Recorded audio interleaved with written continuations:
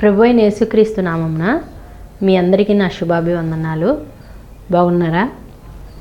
ఈరోజు మన వాక్య ధ్యానంలో భాగంగా మొదటి సమూయేలు గ్రంథం 30వ అధ్యాయము 1వ వచనము.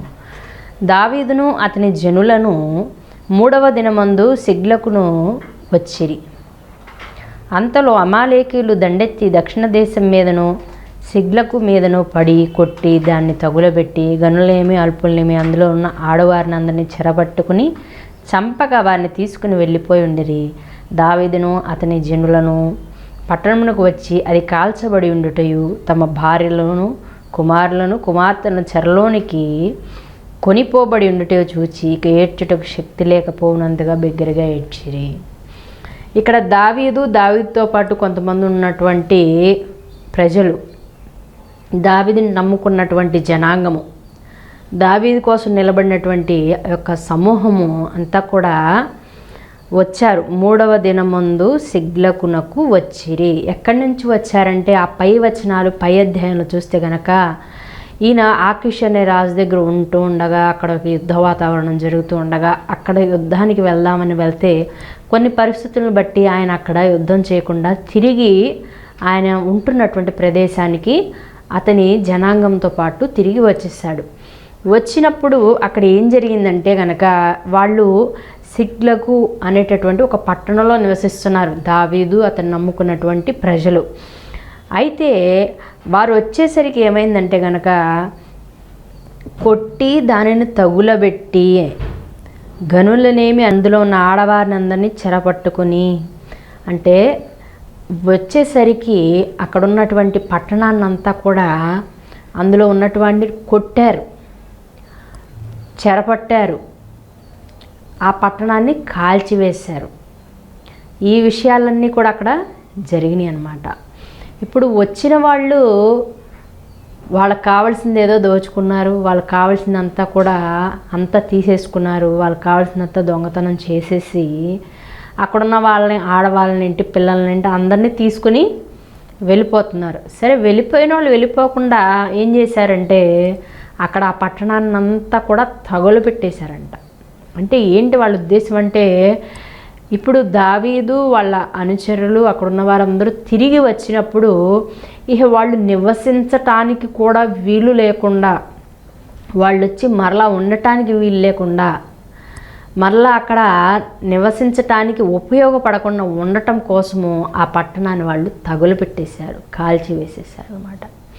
అంటే వాళ్ళు ఇంకా ఎంతగా అక్కడ నాశనం చేశారంటే ఇక వాళ్ళ భార్యలు లేరు, పిల్లలు లేరు, వాళ్ళ తల్లిదండ్రులు, అక్కడ ఉంటున్నటువంటి పరిస్థితులు ఏమీ లేకుండా ఇక ఉండటానికి మరలా కూడా వీలు లేకుండా అక్కడ పట్టణాన్ని అంతా కూడా కాల్చివేశారండి. పిల్లల మనలో చాలామంది ఇలాగే అనుకుంటూ ఉంటారు కదా, మనం ఏదైతే చెడు చేయాలని ఆశిస్తున్నామో దాన్ని సంపూర్తిగా పూర్తి చేయాలి, కొంచెం కొంచెంగా కాదు.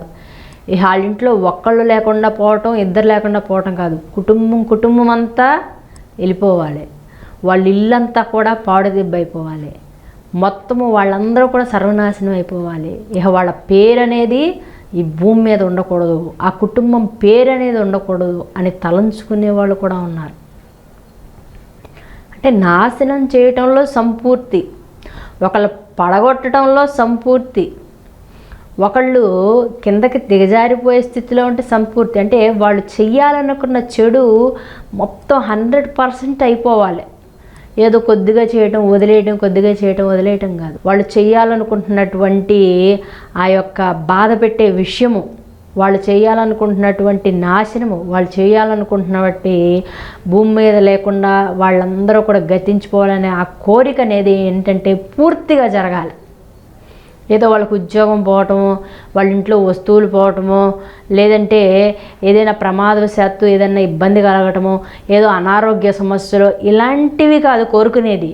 ఇక వాళ్ళు భూమి మీదే ఉండకూడదు, వాళ్ళు ఇక ఈ చరిత్రలోనే కనపడకూడదు, వాళ్ళు ఇంకా ఎప్పటికీ వాళ్ళ కుటుంబ సభ్యులు కానీ వాళ్ళ ఇంటి పేరు కానీ ఏది అసలు ఉండకూడదు అని చెప్పి వాళ్ళ మీద పూర్తిగా సంపూర్ణంగా వాళ్ళ యొక్క నిశ్చయితని ప్రకటించేవాళ్ళు ఉన్నారు.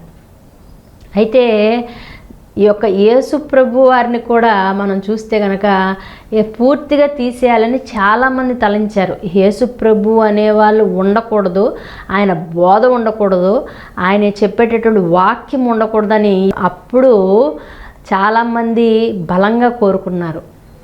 అలా కోరుకుని మీకు బరబ్బ కావాలి, ఏసై కావాలంటే మాకు బరబ్బనే కావాలని ప్రజలందరూ కూడా ఏకగ్రీవంగా అడిగారు. మరి యేసుని ఏం చేయమంటారంటే సిలువ వేసి చంపేయండి అన్నారు. ఆయన ఏది తప్పేమీ కనబడట్లేదు అని చెప్పినా సరే ఈయన సిలువ వేయాల్సిందే అన్నారు. ఆయన్ని ఒక 10 రోజులు బంధించమని అడగొచ్చుగా, ఒక నెల రోజు జైల్లో పెట్టండి అని అడగొచ్చుగా, లేదంటే ఈ దేశ బహిష్కరణ చేయండి అనొచ్చుగా. లేదు, అలా కాదు. దేశ బహిష్కరణ చేసినా, కొన్నాళ్ళు జైల్లో ఉంచినా మళ్ళీ బయటకు వస్తాడు, మళ్ళీ వాక్యాన్ని దేశ బహిష్కరణ చేసి ఇక్కడి నుంచి వెళ్ళగొడితే అక్కడ వాక్యాన్ని బోధిస్తాడు. ఇలా అరకొరగా కాదు, అసలు ఆయన్ని చంపేస్తే ఏ బాధ ఉండదని చెప్పి ఆయన్ని సిలువకి అప్పగించారు. అయితే నిష్కారణంగా నా ప్రియ కుమారుడు కుమార్తె ఎవరైనా నీ మీద ఇలాంటి విద్వేషపూరితమైనటువంటి భావాన్ని కలిగి ఉన్నారా? నిన్ను ఈ లోకంలో ఉంచకూడదని, నిన్ను ఈ లోకంలో నుండి తుడిపి పెట్టేయాలని, నిన్ను నీ కుటుంబం అంతా కూడా పతనం అయిపోతుంటే చూసి నవ్వాలనేటటువంటి స్థితిలో ఎవరైనా ఉన్నారా? ఆనాడు యేసుక్రీస్తుని కూడా ఈ భూమి మీద లేకుండా చేయాలని, ఆయన బోధ లేకుండా చేయాలని, ఆయన వాక్యం ప్రకటించకుండా ఆపివేయాలని, ఆయన అద్భుత కార్యాలు ఆపేయాలని ఎంతో ప్రయత్నించి ఆయన్నైతే చంపగలిగారు, కానీ ఆయన్ని తిరిగి లెగటం అనేటటువంటి విధానాన్ని వాళ్ళు ఆపలేకపోయారు. హల్లెలూయా. ఆయన పునరుద్ధ విషయాన్ని ఆపలేకపోయారు. ఆయన మృత్యుంజయుడుగా 3వ దినాన తిరిగి లేచిన విషయాన్ని, తిరిగి లేపుతున్న విషయాన్ని వాళ్ళు సమాధి చేయలేకపోయారు అన్నమాట. సమాధిని మూసి ఉంచటం వాళ్ళ వల్ల కాలేదు. సమాధి తీయబడింది కాబట్టి దాన్ని భద్రం చేయడం వాళ్ళ వల్ల కాలేకపోయింది. యేసుక్రీస్తు తిరిగి పునరుద్ధానుడయ్యే విషయాన్ని ఆపటం వాళ్ళ వల్ల కాలేకపోయింది. అంతకంతకు సువార్త ప్రబలింది, అంతకంతకు శిష్యులు బయలుదేరారు. అంతా కూడా లోకమంతటా కూడా శిష్యులు, జనాంగము, వాక్యము ఇంకా ప్రబలుతూనే ఉంది ప్రియులారా. కాబట్టి నిష్కారణంగా నిన్ను ఎవరైనా నీవు చేస్తున్న మంచిని ఓర్వలేక, నీవు చేస్తున్నటువంటి పనులను ఓర్వలేక, నీకు కలుగుతున్న ఖ్యాతిని ఓర్వలేక, నీకు కలుగుతున్నటువంటి మంచి ఆర్థిక విధానాన్ని చూడలేక నిన్నెవరైనా నాశనం చేయాలి, నిన్నెవరైనా అంతమొందించాలని, నిన్ను ఎవరైనా అనగదొక్కాలని ప్రయత్నిస్తే గనక నీవు ఎప్పటికీ కూడా అభివృద్ధి పొందుతూనే ఉంటావు. హల్లెలూయా. మోసం చేసిన వారే మోసపోతారు, గుంట తవ్విన వారే దానిలో పడతారు, రాయ వెయ్యాలనుకున్న వారి మీదకే రాయి వచ్చి పడుతుంది. అలాగే నిన్ను ఎవరైతే అనగదొక్కాలనుకుంటున్నారో, ఎవరైతే నిన్ను నాశనం చేయాలనుకుంటున్నారో, ఎవరైతే నువ్వు సంపూర్తిగా పతనమవ్వాలని కోరుకుంటున్నారో వాళ్ళకే అది తిరిగి వెళ్తుంది. కానీ నిన్ను ఆపటము, క్రీస్తులో నువ్వు వేరుపారినట్లయితే నిన్ను పెకిలించి వేయటం ఎవ్వరి తరము కాదని ప్రభు పేరిట మనం చేస్తున్నాను. హల్లెలూయా. ఇప్పుడు ఆ దండెత్తి వచ్చినటువంటి అమాలేకులు పూర్తిగా తగలబెట్టేసి వాళ్ళు ఏమనుకుంటున్నారంటే ఇక మనం సంపూర్తి చేసాం, అక్కడ ఉన్న ఆడవాళ్ళని తీసుకొచ్చేసాం, పిల్లల్ని తీసుకొచ్చేసాం, పట్టణాన్ని తగలబెట్టేసాం, మనల్ని ఎవ్వరూ ఏమీ చేయలేరు. ఎందుకంటే మనం వెళ్ళిపోతున్నాం కాబట్టి మనం వెళ్ళిపోతున్న ప్లేస్ వాళ్ళు కనిపెట్టలేరు, మనం ఎక్కడ ఉంటామో వాళ్ళకి తెలియదు, కాబట్టి వాళ్ళు మన దగ్గరికి రాలేరు, మనం చేయాలనుకుంటున్న విధ్వంసం అంతా సంపూర్తి చేసేసాం అనుకుని వాళ్ళు వెళ్ళిపోయారు. ఆ తర్వాత ఏమైందంటే దావీదును అతని జనులను పట్టణమునకు వచ్చి అది కాల్చబడి ఉండటయు, తమ భార్యలను, కుమారులను, కుమార్తెలను చెరలోనికి పోబడి ఉండటయు చూచి ఇక ఏడ్చుటకు శక్తి లేకపోయిందంట. అంత బాగా ఏడ్చారంట. ఏముంది ఇప్పుడు దావీదు అంత ఏడ్చటానికి కారణం ఉంది. ఎందుకంటే భార్య, బిడ్డలు, తనను నమ్ముకున్నటువంటి జనాంగము అంతా కూడా లేదు. వచ్చి చూసేసరికి పట్టణం అంతా కాల్చబడిపోయింది, పాడు దెబ్బగా అయిపోయింది. అసలు మంచిగా పచ్చగా కలకల్లాడేటటువంటి అంత విధానం అంతా కూడా బూడిద పాలైపోయింది. మరి వాళ్ళు ఏడుస్తున్నారు ఎంతగా అంటే శక్తి లేదు, బలము లేదు, ఏడ్చటానికి కూడా బలము లేదంట. అంత బాగా ఏడుస్తున్నారు. ఇప్పుడు పరిస్థితి చూస్తే చాలామంది భర్తలు ఏడుస్తూ ఉన్నారు. దేనికంటే అయ్యో ఇంకా నా భార్య బ్రతికే ఉందని ఏడుస్తూ ఉన్నారు.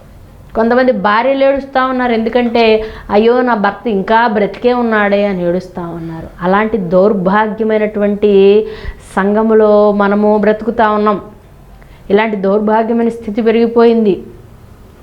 నాకు తెలిసినటువంటి ఒక దైవజనుని కుటుంబంలో జరిగిన విషాదం విన్నప్పుడు నాకు ఎంతో బాధ అనిపించింది ప్రియులారా. అయితే వాళ్ళు చక్కగా మంచిగా ప్రార్థన పూర్వకంగా వెళ్తున్నటువంటి కుటుంబము, చక్కగా వివాహం జరిగించారు బిడ్డలకి. అయితే బిడ్డకి వివాహం జరిగించిన తర్వాత ఆ యొక్క వచ్చినటువంటి ఆ యొక్క స్త్రీ వివాహేతర సంబంధమును పెట్టుకొని ఎవరితోనో ఎక్కడికో వెళ్ళిపోయింది. అయితే ఇప్పుడు ఆమె యొక్క తల్లిదండ్రులు వచ్చి వీరి కుటుంబంపై మా అమ్మాయిని మీరే దాచారు, మా అమ్మాయికి ఏదో మీరు అపకారం తలబెట్టారని వీళ్ళ మీద కేసు పెట్టారు. కేసు పెట్టి పోలీస్ స్టేషన్ ఇన్వెస్టిగేషన్ అనేది జరిగి ఎక్కడికి వెళ్ళింది, ఆఖరిసారిగా ఆమె ఎక్కడుంది ఏంటి అన్నీ పరిశీలిస్తే తప్పు ఆమెదే అని తేలింది. ఇప్పుడు ఆయనకి ఏడ్చటానికి కూడా శక్తి లేదు, అంతగా ఆయన కృంగుబాటులో ఉన్నారనమాట. ఆయన చేసిన తప్పేమీ లేదు, కానీ ఏడ్చడానికి ఆయనకి శక్తి లేదు. నాకు ఆ మాటలు తలంచుకుంటున్నప్పుడు నాకు కూడా చాలా దుఃఖం అనిపిస్తూ ఉంది. ఏంటి, సాతానుడు బలహీనంగా, ఆత్మీయతలో బలహీనంగా ఉన్న వాళ్ళని పట్టుకుంటాడు ప్రియరా. నీ కుటుంబంలో ఎవరైతే బలహీనంగా ఉంటారో వాళ్ళని పట్టుకుంటాడు.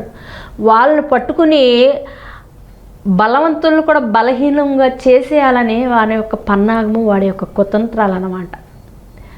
నా సహోదర సహోదరి ఉన్నారా, మీకు వివాహం అయినప్పటికీ కూడా ఏమాత్రం ఆలోచించకుండా ఎవరో పరాయి పురుషుడి మాటలు నమ్మి, ఎవరో పరాయి స్త్రీ మాటలు నమ్మి నీ భర్తను నువ్వు మోసం చేసుకుంటే, నీ భార్యను నువ్వు మోసం చేసుకుంటే, నీ అత్తమామలను నువ్వు మోసం చేసుకుంటే, నీ తల్లిదండ్రులను నువ్వు మోసం చేసుకుంటే నీ పరిస్థితి ఏంటి ఒక్కసారి ఆలోచించావా?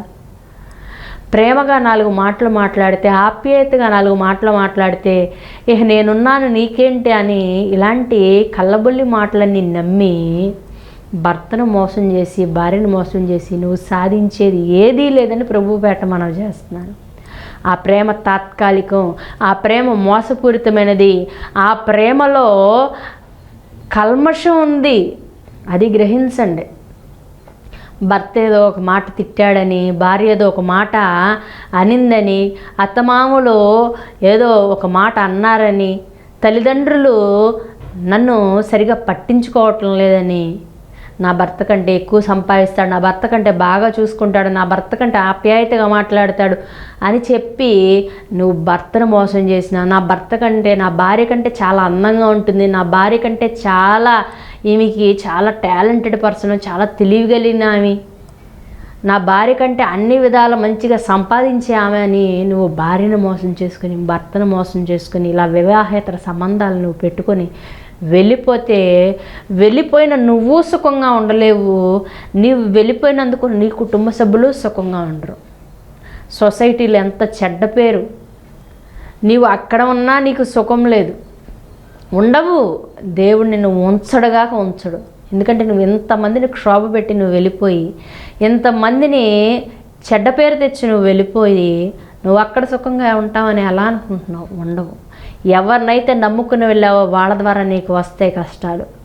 ఎవరినైతే వీళ్ళే నా సర్వస్వం, వీళ్ళే నా ప్రాణం అనుకుని నువ్వు పరుగులు పెట్టావో వాళ్ళ ద్వారానే వస్తాయి నీకు శ్రమలు. గుర్తుపెట్టుకో, నేనంటున్న మాట కాదు, ఎవరు తవ్విన గుంటలో వారు పడతారని లేఖనం సెలవిస్తూ ఉంది. తమ్ముడు చెల్లి క్షణిగావేశంలో మీరు ఏం చేస్తున్నారు ఒక్కసారి గమనించండి.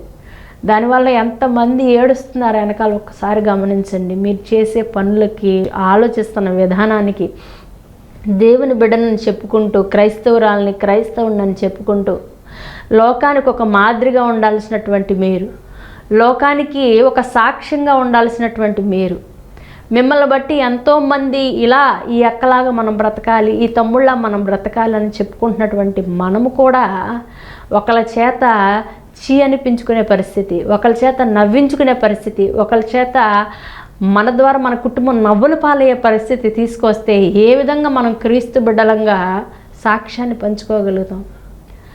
ఎప్పటికీ కూడా అలాంటి దౌర్భాగ్యమైనటువంటి విషయంలోనికి దిగజారిపోవద్దని ప్రభుపేట మనవి చేస్తూ ఉన్నాను.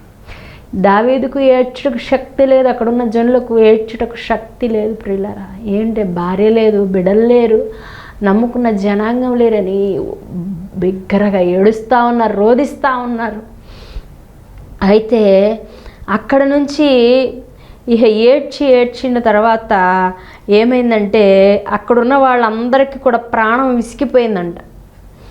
ప్రాణం విసుకున్నందున రాళ్ళు రువ్వి దావీదును చంపుదము రండి అనుకుంటున్నారంట. దావీదుని ఎంతగానో అనుసరించినటువంటి జనులు, దావీదు ఎంతో భక్తిపరుడని ఆశ్రయించినటువంటి జనులు, దావీదుతో ఉంటే మనకి అంతా జయమే అనుకుంటున్నటువంటి వీళ్ళు ఆఖరికి ఏమైంది, ఇక దావీదుని నమ్ముకుని వచ్చినందుకే కదా మనకిన్ని కష్టాలు వచ్చినాయి, దావీదు నమ్ముకుని వచ్చినందుకే కదా మనకింత శ్రమ వచ్చింది, దావీదు నమ్ముకుని వచ్చినందుకే కదా మన భార్య బిడ్డలందరూ ఇట్లా వెళ్ళిపోయారని చెప్పి ఇక దావీదుని చంపేయాలన్నంత కోపం వచ్చేస్తుంది అనమాట. పిల్లలు చూసారా, ఇప్పటి వరకు ఓహో దావీదా నీకు జయం జయం అన్న వాళ్ళందరూ ఏమయ్యారు, చంపటానికి కూడా వెనకాడట్లేదు. మనిషి బుద్ధి ఇంతేనండి. ఆహా ఓహా అనుకుని పొగడే వాళ్ళందరూ కూడా ఏ నిమిషంలో ఎలా మారిపోతారు చూడాలి. అంటే పొగిడే వాళ్ళని ఎప్పుడు నమ్మొద్దని వాక్యం ఏనాడో సెలవిచ్చింది. నా దేవుడు గొప్పవాడు కదండి, మనిషి బుద్ధి అలాంటిది ఆయనకి తెలుసు కాబట్టి ముందే రాయించి ఉంచాడు. పొగిడే వాళ్ళని నమ్మొద్దు, మిమ్మల్ని గద్దించే వాళ్ళని జ్ఞాపకం పెట్టుకోమంటున్నాడు దేవుడు. మనకి ఎప్పుడు కూడా పొగిడేవాళ్ళు కావాలి. ఆహా నీ అంత అందగాడు లేడంటే అలాంటి వాళ్ళు కావాలి, నీ అంత తెలివిగల్లోళ్ళు లేదంటే అలాంటి వాళ్ళు కావాలి, ఆహా నీలాంటి గొప్పవాళ్ళు లేడంటే అలాంటి వాళ్ళు కావాలి. అంతేగాని నిన్ను గద్దించేవాళ్ళు, నిన్ను అదుపులో పెట్టేవాళ్ళు, నీకు ఆజ్ఞలు చెప్పేవాళ్ళు, నీకు షరతులు విధించేవాళ్ళు అంటే నీకు నచ్చరు. ఇక్కడ దావీదుని చంపేయాలన్నంత ఇదిలో ఉన్నారు. దావీదు ఏమన్నా చేశాడండి? దావీదేమన్నా వాళ్ళు రమ్మన్నాడా? దావీదేమన్నా వాళ్ళని మీరు వచ్చి దోచుకుపోండి అన్నాడా? పట్టణాన్ని తగలబడి ఏమన్నాడు? ఏం చేయలేదు. ఆయనతో ఉంటున్నందుకు ఈయన వల్లే కదా అని. అంటే మీరు ఒక విషయాన్ని బాగా జ్ఞాపకం పెట్టుకోవాలి. మనుషులు చేసిన మంచిని జ్ఞాపకం పెట్టుకోరండి. ఏదైనా కొంచెము బాధ అనిపిస్తే, ఏదైనా కొంచెం చెడు జరిగిందనిపిస్తే, ఏదైనా నష్టం కలిగిందంటే దాన్నే పదే పదే పదే గుర్తుపెట్టుకుంటారు. వాళ్ళ ద్వారా మనం ఎంత లాభం పొందాం, వాళ్ళ ద్వారా మనకు వచ్చినటువంటి విషయం ఏంటి, వాళ్ళ ద్వారా మనం ఏమి సంపాదించుకున్నాం, వాళ్ళ ద్వారా మనం ఎన్ని లాభాలు పొందుకున్నాం అవి గుర్తుండవండి. వాళ్ళ ద్వారా ఏదైనా మాట పడితే ఆ మాట తరతరాలు గుర్తుపెట్టుకుంటాం.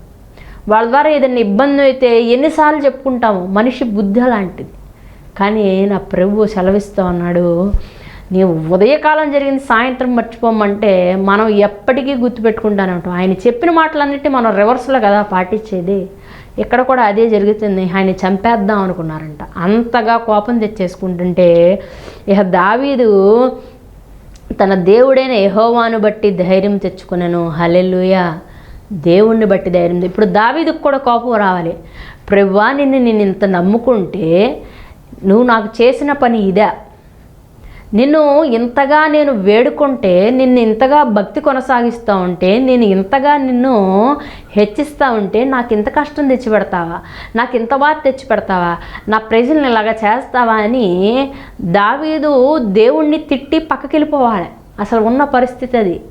కానీ దావీదు అలా చేయలేదు ప్రియులారా. అందుకే దావీదుకి ఇతర జనాంగాలకి, భక్తిపరులకి, భక్తిహీనులకి, యథార్థతలో పై స్థాయి ఉన్న వాళ్ళకి, కింద స్థాయి ఉన్న వాళ్ళకి ఏంటి తేడా అంటే కనుక వాళ్ళు ఎలాంటి శ్రమల్లో అయినా దేవుణ్ణి కొనియాడతారు, ఎలాంటి ఇబ్బందుల్లో అయినా దేవుణ్ణి ఆశ్రయిస్తారు. ఎంత కష్టమో తుఫాన్ లాంటి బాధలు వచ్చి మీద పడతా ఉన్నా సరే దేవుణ్ణి విడువక హత్తుకుంటారు. కాబట్టి ఈరోజు ఆ స్థాయిలో ఉన్నారు. కుంచితమైన బుద్ధి, కుయుక్తి కలిగిన బుద్ధి, శరీరానుసారమైన బుద్ధి కలిగిన వాళ్ళు ఎప్పుడు కూడా కింద స్థాయిలోనే ఉంటారు.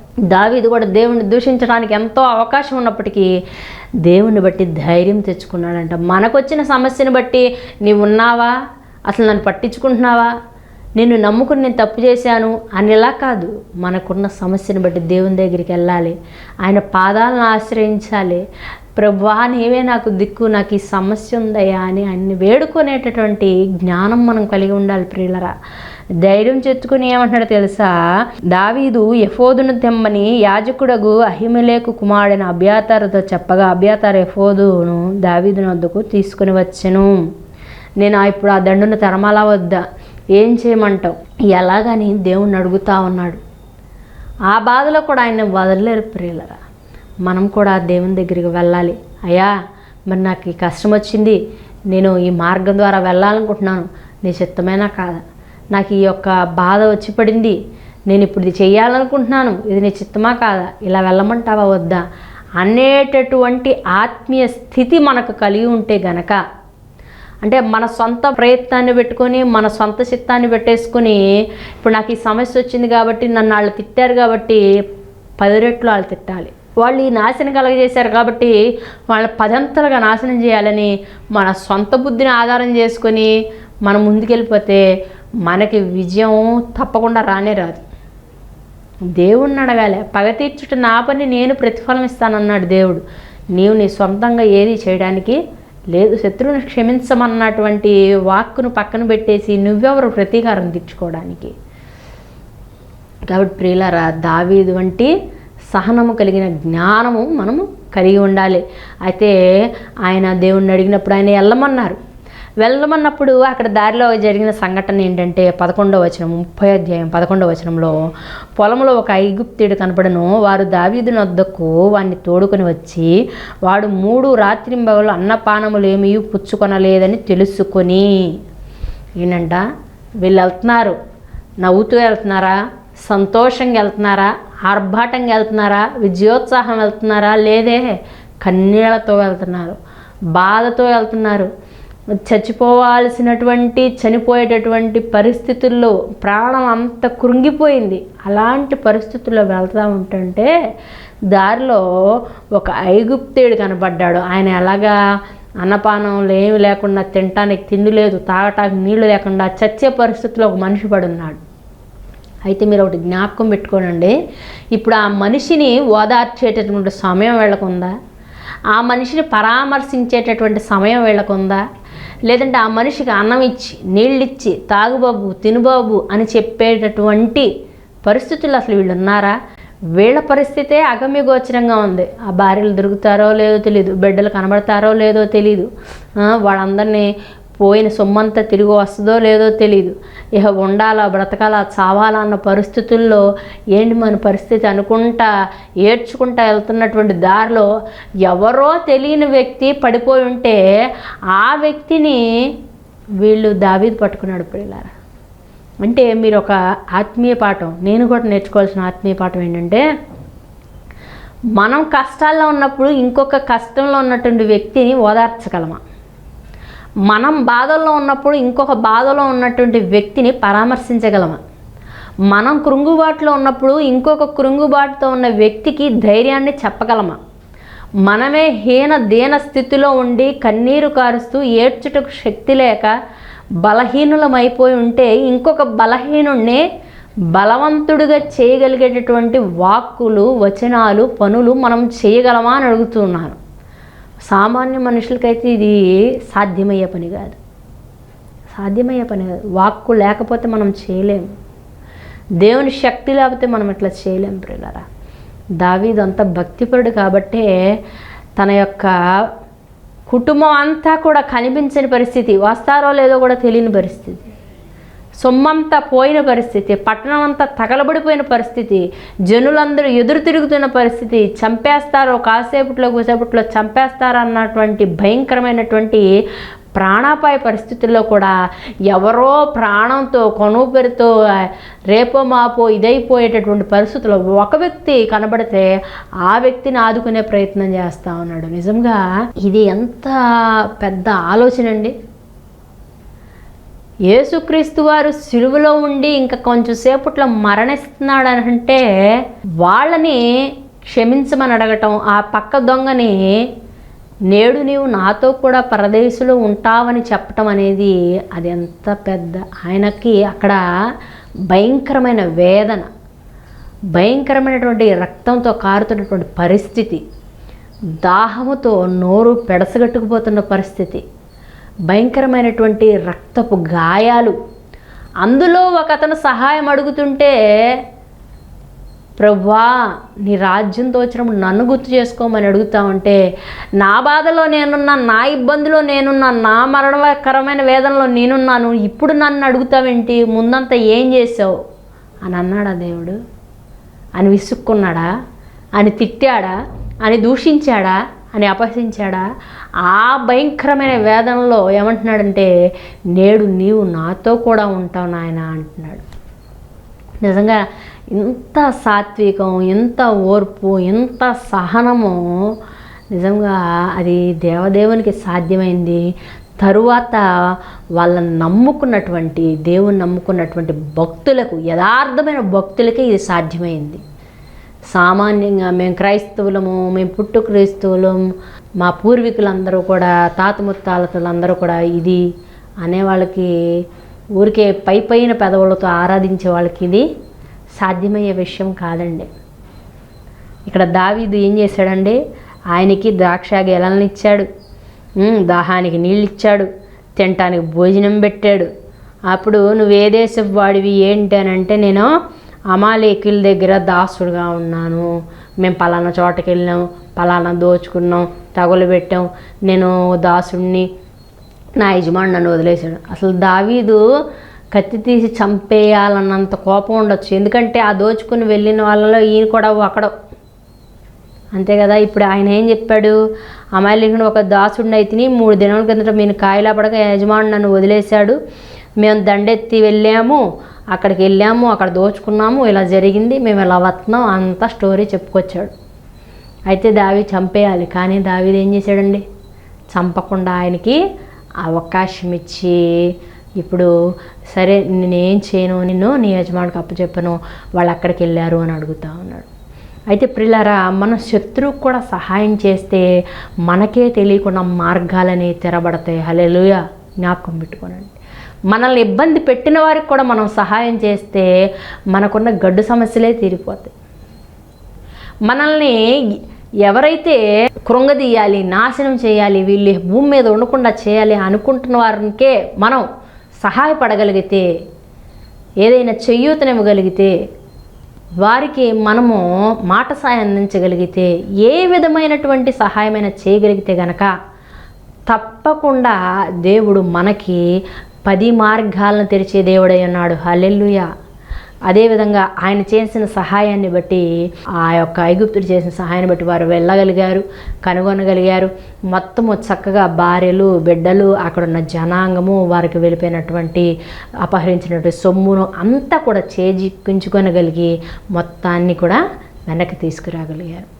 కాబట్టి నా ప్రియ కుమార్తె, మనం ఏ స్థితిలో ఉన్నా, ఏ పరిస్థితిలో ఉన్నా సాయం చేయగలిగితే తప్పనిసరిగా సహాయం చేయగలి, మాట సాయం అందించగలిగితే మాట సాయం అందించాలి. మనం క్రీస్తు బిడ్డలంగా బతకాలి, క్రీస్తు పత్రికలుగా మనము మారాలి. అట్టి కృపను దేవుడు మనందరికీ దయచేయునుగాక. కళ్ళు మూసుకోండి, చిన్న ప్రార్థన చేసుకుందాం. కృపాసత్య సంపూర్ణమైన మా యేసయ్యా, నీ ఘనమైన శ్రేష్టమైన నామమును బట్టి నాయన నీకు వందనాలు, స్తుతులు, స్తోత్రాలు చెల్లించుకుంటున్నాం. గొప్ప దేవా, దావీదు ప్రభువా అంతటి భక్తునికి కూడా ప్రభువా ఎన్నో కష్టాలు వచ్చినప్పటికీ, శ్రమలు వచ్చినప్పటికీ, అయిన వారే రాళ్ళు రువి చంపాలి అనుకున్నటువంటి పరిస్థితుల్లో కూడా మిమ్మల్ని ఆశ్రయించారు తండ్రి. మేము కూడా ఎటువంటి శ్రమ ఎదురైనా, ఇబ్బంది ఎదురైనా, అయిన వాళ్ళే హింసిస్తున్నా, బాధ పెడుతున్నా, అయ్యో ఏడ్చుటకు మాకు శక్తి లేదు, మేమేం చేయాలని తలస్తున్నా, దావీదు మిమ్మల్ని ఏ విధంగా ఆశ్రయించాడో ప్రభా, మేము కూడా అట్టి వారముగా ఆశ్రయించేటటువంటి విధానంలో మా బ్రతుకులు ఉండగలుగుటకు నాయన సహాయం చేయండి. మేము ఏ స్థితిలో ఉన్నా, ఏ పరిస్థితుల్లో ఉన్నా, మేము చేయగలిగిన సాయం ఎవరికైనా ఉంటే ప్రభువా, మా పరిస్థితి ఇదే కదా, మేమేం చేయగలం అనుకోకుండా తండ్రి, మీరు చూపించిన మాదిరి చొప్పున ప్రభువా, ఏ విధమైన సాయం చేయగలిగిన పరిస్థితుల్లో ఉన్నా మేము ఎప్పుడు వెనకంజి వేయకూడదు ప్రభువా. యేసు నామములో తండ్రి సహాయం దయచేయండి. శత్రువును ప్రేమించగలిగిన జ్ఞానము, సహనము, ఓర్పును మాకు దయచేయండి ప్రభువా. స్తోత్రాలు. మిమ్మల్ని పోలి ప్రభువా, మీరిచ్చినటువంటి మాదిరికరమైన జీవితాన్ని మా ముందు పెట్టుకుని క్రీస్తు పత్రికలుగా మా బ్రతుకులు మారగలుగుటకు సహాయమును అనుగ్రహించమని యేసు పరిశుద్ధ నామమున అడిగి వేడుకుంటున్నాం తండ్రి. ఆమేన్. ఆమేన్. Praise God. హల్లెలూయా.